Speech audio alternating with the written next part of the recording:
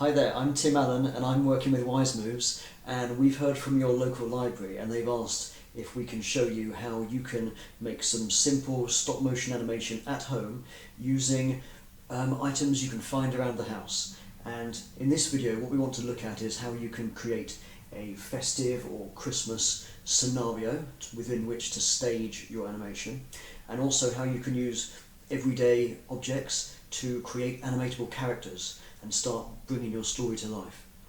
So, I'm a professional stop motion animator and I've worked on such projects as Fantastic Mr. Fox, Tim Burton's Corpse Bride, Frankenweenie, Fifi and the Flower Tots, Roy the Racing Car, and this one here you may recognise. This is my Shaun the Sheep crew t-shirt. In fact, this is from Shaun the Sheep Series 4. And I've been animating for 20 years. What I want to do is just look at how we can use everyday simple objects to make your animation. Now, I'm going to be working here. This is, well, you can see it's a fairly standard table. It's definitely not looking particularly festive right now. So bit by bit I'm going to try and build it up ready to set the stage for where we can make our animation. Now I've, for my background, to try and set the scene, I printed out a couple of just Christmas images. These are things I purely found online to give me a sense of a wintry wonderland. You can do something similar with anything that you find at home. I'm going to just blue tack these to the wall, but you can use decorations, you could use your Christmas tree, tinsel, anything you find around the house to try and give your background a little bit more, just a little bit more colour, a bit more life. Okay, and I'm using blue tack. I do recommend not using really old blue tack. It loses its stick after a couple of years. So we have a simple background. Obviously the snowy landscape in the background doesn't match the tabletop, and for that I've got this. It's a old towel. I've made sure I've not chosen Mum's finest towel. This is one that I don't mind too much if it gets a bit mucky. So I would check with whose towel it is before you find any towel. And I'm using this as a simple way of having a snow landscape. So I will put this over the table. And I want to have it relatively flat in the middle here, because this surface area where my hand's rubbing, that's going to be the area where my characters have been animated. And I don't want a very bumpy, ruffled up towel in this particular place. And what you can see in front of you here is my camera and my computer, and in a moment we're going to be using cloud stop motion to bring your work to life. And you don't have to use a computer or webcam. The software we're using, Cloud Stop Motion, you can also use that on your phone, your tablet, or any other home computer, Mac, PC. Right, so my background's in place. It's a little on the flat and not so much undulating side.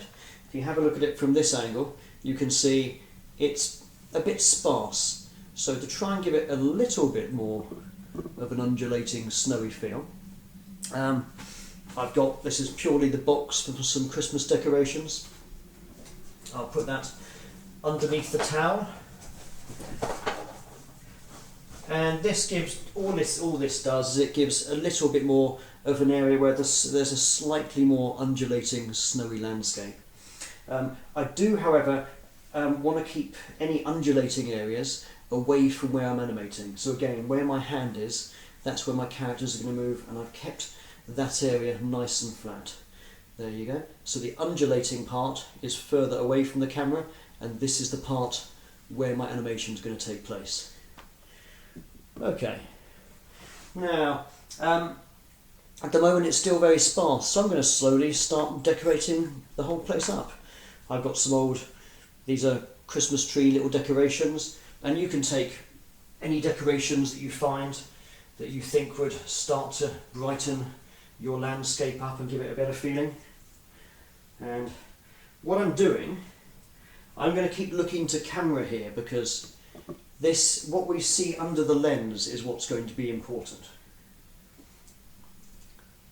So effectively everything that I'm dressing is things that the camera's going to see.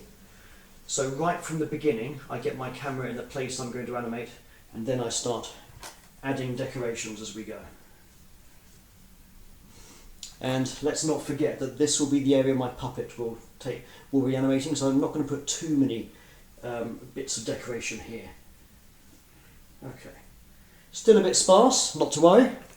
I've got a Christmas tree. I'll put that in the background. That's obviously going to make things a little bit Christmassy. Okay. And one last thing I'm going to do. The other thing I've got here is, I think something to really give the place some colour is this Christmas tree lights, and these I'm going to thread around the back of my set. Again, I don't want to get these too near to where the character's going to be, but I can spread these all around the back. Okay. This is purely to add some life, add some colour, and give a general Christmassy look. And of course, the little bonus with Christmas tree lights is that I can do this. There we go. Looking much more Christmassy. Okay, and here you can see what that's going to look like under camera. Didn't take too long at all. Right. The one other thing now I'm going to need is some characters, and for this I've just had a look at what Christmas baubles I've got, so basically tree decorations, and this one jumped out at me. The first one is it's a Christmas pudding. There we go. As you can see, it's quite thin and flat, and it's fabric. It's not going to be able to stand up as it is like this. If you see it on set, here we go. That's going to fall over very easily. So I want a way to try and fix that. And what I'm thinking is I've got a very standard wooden toothpick. Nothing special about it. And all I want to do with this is stab the Christmas pudding in the back, and I'm going to do it right in the middle, like so. My idea being that I'm going to see it a bit like a wheel, that this can rotate around the wooden toothpick. Now, and if I bring it back onto set, you can see how this is going to come together. Okay, so by itself that's not working so well, but if I have a blob of blue tack, the blob of blue tack I can use to poke the cocktail stick in, and as you can see that helps the Christmas pudding stand up nicely. And I can also start rotating the Christmas pudding around the cocktail stick without it falling over, like so. Okay, now it's Christmas pudding animation time, so we're going over to my computer. Okay, we are now looking at the stop motion software, and I'm using Cloud Stop Motion, which works through an internet browser, so you can use it on any device, a PC, a Mac, an iPhone, an iPad, an Android, any device indeed. And just to my right, you can see is where I'm shooting. And as we saw earlier, I've got a blob of blue tack and a cocktail stick holding up the Christmas pudding so he can rotate along and still remain standing. Now, going back to the main software, I want him to finish. He's going to roll and come to a stop around here. So what I would like to do is to have him in his finished position and roll him backwards, and that gives me an idea how much he needs to rotate, so I start him in the correct position out of shot where he's going to begin. Okay, what we're seeing is the live image. You can see my hands there, and at the moment he's not in frame, but in a moment if I start him rolling you'll see his shadow starts to appear. So I'm going to capture a frame by pushing the capture frame button, and you'll see the frame appears down here. And I'll roll him a little bit more. Oh, he's now starting to come into frame. That's good. No, a bit more shadow first. So we're seeing 2 frames of the shadow before he comes into place. And now just the edge of the Christmas pudding. Capture a frame. And all I'm doing effectively is rolling him back, doing the opposite of what I did a second ago when I found his last position and then rolled him in reverse. I'm now rolling him the correct way, front to back as opposed from back to front. I'm making sense to me, I'm not sure about you. Now, as you can see, he's not falling over, and that's again because what I'm doing is I'm moving the blue tack and the Christmas pudding at the same time, so effectively he's rolling off the cocktail stick. If I was to try and pull the Christmas pudding by himself, then he would start tugging on the cocktail stick and he might come out, which I don't want. So I move them both together, like so. Okay, back to the software. And you can see he's nearly in his end position.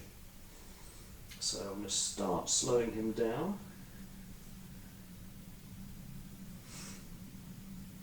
And this time I'm going to do much smaller movements. The smaller the movements you do,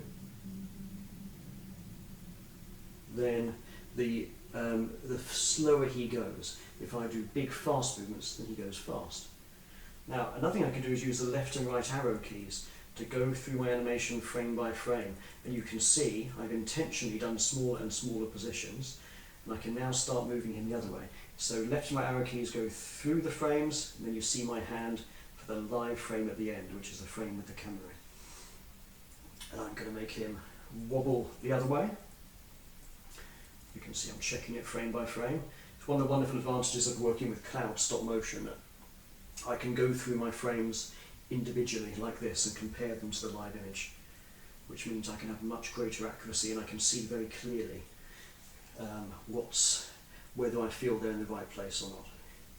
But to be honest, learning to animate is something that takes years and years. I've been doing this for 20 years, so I've got quite a well-developed instinct as to how much I think I should move it. But that comes with practice, and I can certainly tell you to begin with, I didn't have a clue how much to move the puppet. That purely came with time. Okay, and I'm now going to take a few more frames at the end for the hold. He's going to stay still, and we can push spacebar or we can push the play button and watch the animation back. Here we go. Lovely, he's got a nice little wobble as he settles into position. Exactly what I was after. Brilliant. Okay, that's the Christmas pudding done. And we're now going to go for another character, and this was a curious one. It's Santa. He is also a Christmas decoration. I've actually, the tassel that holds him off the tree, I've actually blue tacked to be behind his head so that that's not in the way and causing so much of a distraction. But okay, he's a very round shape like the Christmas pud too, but I'm going to go for a bit of a waddle, something like this. Okay, let's take him on the set and have a look.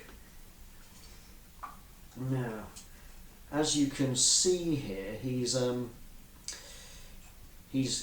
quite prone to slipping over because of his shape. So what I'm going to do is I'm going to use quite a big blob of blue tack on the back here, and because if I make it a bit higher rather than thinner, that way it can hide behind him fairly well, but it also keeps him pretty stable, which is what I'm after.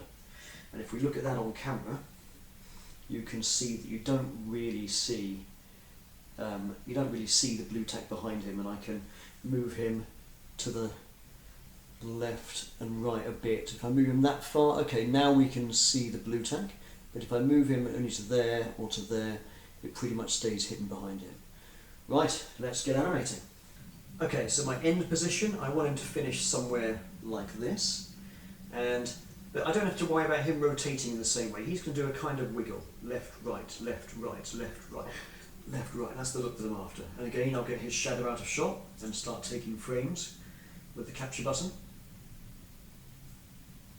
And before he gets in, we're going to see his shadow start to appear.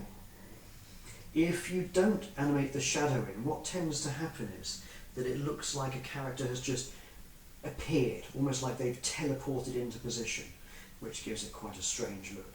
So we have him standing upright. I'm going to use the blue tack and start pivoting off the blue tack to give him much more of a big lean. Of course, if I lean him too far, he is going to fall over. But there's a kind of finding that happy balance between how far I want him to lean versus if I'm not careful, he'll fall down. And once again I can use the left and right arrow keys. You can see him coming into place there. I'll take that one just for fun. And now I'm going to make him lean the other way while still travelling. So he's coming more upright, but when I say travelling I mean he's moving from screen left into screen right. If you're working in a theatre, they say stage left or stage right, and we say things like screen left and screen right. And what that means is it's on the left of the screen or the right of the screen, or the left of stage or the right of stage. There we have it. And I can keep on checking him as I go. He looks a bit too much like he's sliding there, so I'll take him back a little bit. The idea is that this foot is kind of touching the floor. That's my way of thinking at it, that he's leaning on one foot and then the other foot. Something like that. And he's starting to lean forwards. So he's going to lean to the left, lean to the right, lean to the left, lean to the right. And what I'm trying to do is get a kind of slightly symmetrical amount of leaning. So the amount he leans left is the same amount he leans right. And back left. And by left, I obviously mean screen left.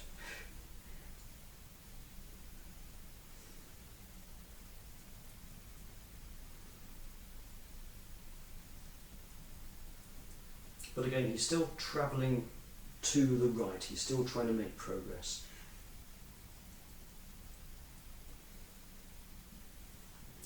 And I'll do one last big move to the right. And what you'll note, and then he'll be in his final place. What you'll notice is that I'm doing big moves, big leans, and then small ones. Big ones, then small ones. And that's what we call slow out in animation. And it basically means when you get to the end of a movement, i.e. going left or right, you start slowing down. It's a bit like if you imagine doing a wave of the hand, the fast bit's in the middle, and when you get to your left, you slow down, you speed up again. You speed up, you slow down, you slow down, you start speeding. So it's at the edge of the movement where you're doing things a little bit slower. So we call it slow in and slow out, or ease in and ease out, with the faster movements being within the middle of a move. Okay, and he'll come roughly to a stop here. You'll also notice that I'm taking my hands out every time. And again, I'm using the left and right arrow keys to check his positions. And one last teeny movement, which will be my smallest slow out to help him finish and get into position. There we go, and I'll take a few frames there. Okay, let's play that from the top. Dom, dom, dom, dom, dom, dom. Or maybe I should say, ho, ho, ho, ho, ho. You get the sense of steps and a waddle. Ho, ho, ho, ho, ho. Okay, well that was Santa done, and I've got one more, but this one is rather curious. I've been using each shape to treat each object and taking their shape to try and decide how their character and their movement works. And this is a curious one. I have here a piece of tinsel. Now you can see it's fairly standard, but I've cut it very short. I was thinking, what can I do with this? I could either make a slithering snake, or I thought maybe something like a worm caterpillar. So I'm going to put him on set. Now I wanted to do a kind of worm effect, like so, or like a caterpillar.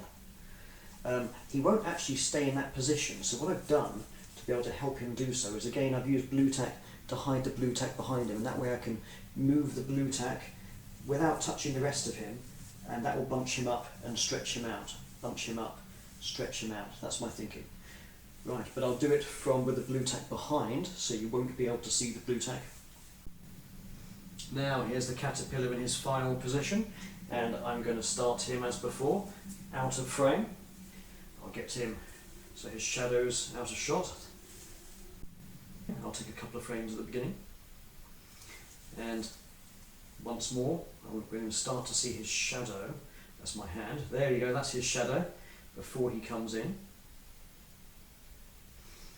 And I'm going to start to reach his head out as far as I can to get him nice and stretched into shot.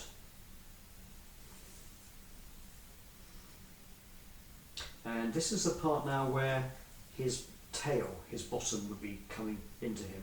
And I want to keep it working in that sense in a sequence, so that you see his head moving, then his tail moving, head moving, tail moving. So this way I keep the timing the same. Now I'm making it bigger. So what effectively he's doing is he's stretching out with his head.